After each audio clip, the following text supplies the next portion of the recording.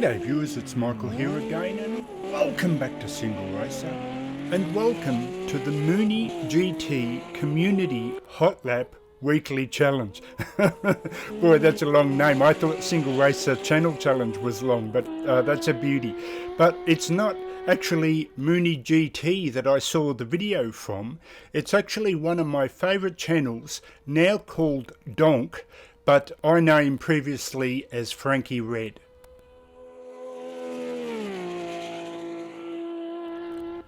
And for anyone that doesn't know, the idea behind this, roughly speaking, because I'm not actually part of the Discord, but I believe if you join the Discord, you get to nominate a different person every week and pick what they want to hot lap.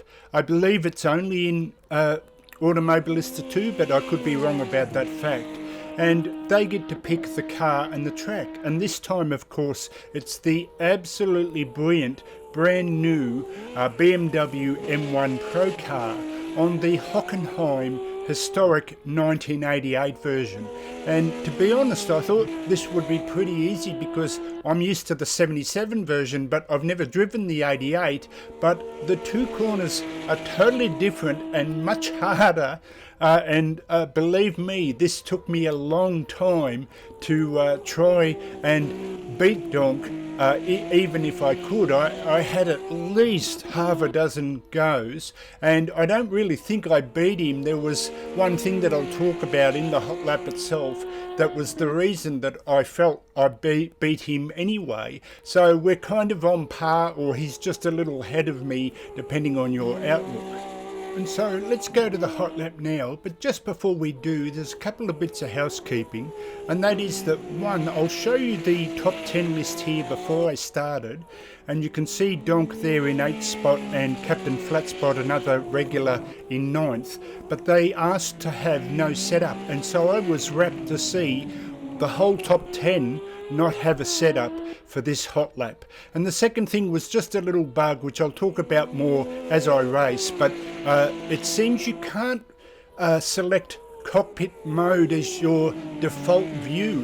You know, in Assetto Corsa you could have the option which view you wanted to start in, but there doesn't seem to be that feature here, and for some reason it seems a bit buggy and I couldn't start in cockpit mode, which is why I think I ended up beating DONK in the first place. So now let's go to the hot lap and I'll explain more as I go. So this is Michael signing out for Single Racer. I'll catch you next time. See you later, and let's go hot lapping.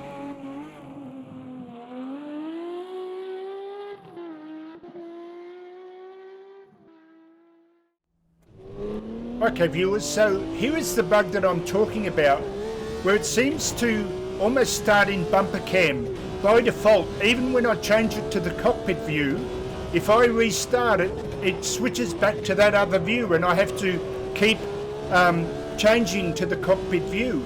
And I asked DONK why he appeared in his video to stop at the start finish line, and he said something about changing to the view and then flicking a bit too much, so he had to pause to get the view back.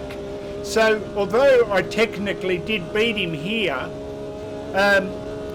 I do feel that I got an advantage because it was in the next couple of laps. So you know, keep that in mind, and I'm sure if he has another go at this, he'll beat me as well. So let's talk a bit about the lap here. That first corner and the second corner, which doesn't appear on the historic 77 version, are really hard to get right.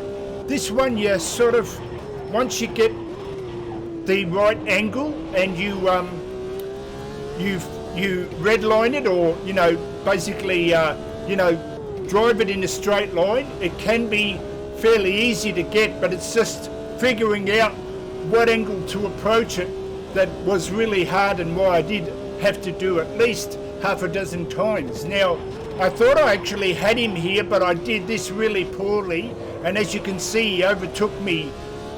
If you can beat DONK's time, you're doing really, really well. This was a magnificent effort and worthy of a top 10 finish. So here's where I felt I got the advantage as far as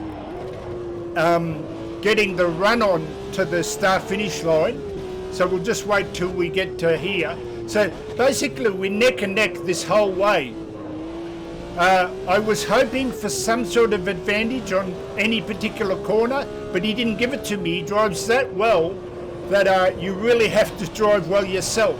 And here's where I felt that I cheated a bit, because I got this good run out now that I'm in cockpit view, and of course now I'm immediately ahead of him. So I kind of feel like I'm cheating a little bit, although you still have to do the time, and you can see he's still neck and neck with me. So, but you know, there was that little bit of an advantage on the start finish line. So given that he has that opportunity to do it again, I think he'll beat my time for sure next time if he decides to give it a go.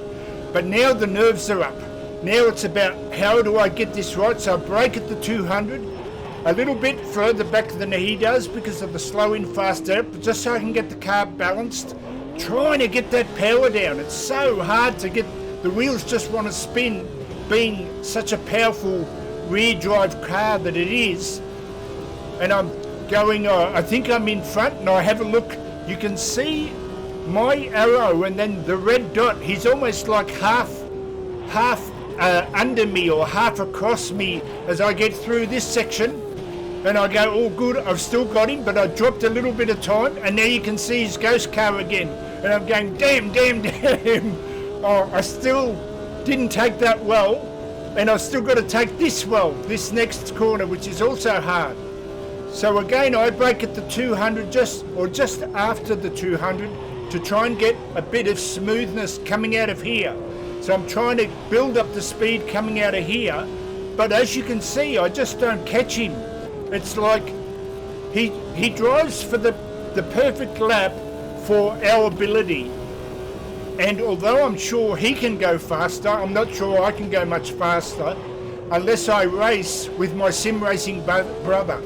Because, you know, I often talk about my sim racing brother Andrew and how we get together, but the advantage we have is I can study his completely different style, whereas here I've got to rely on my style only, and I got nothing to bounce off on how to do a better lap, which is what my brother provides me, and we meld our two styles together to get a better lap.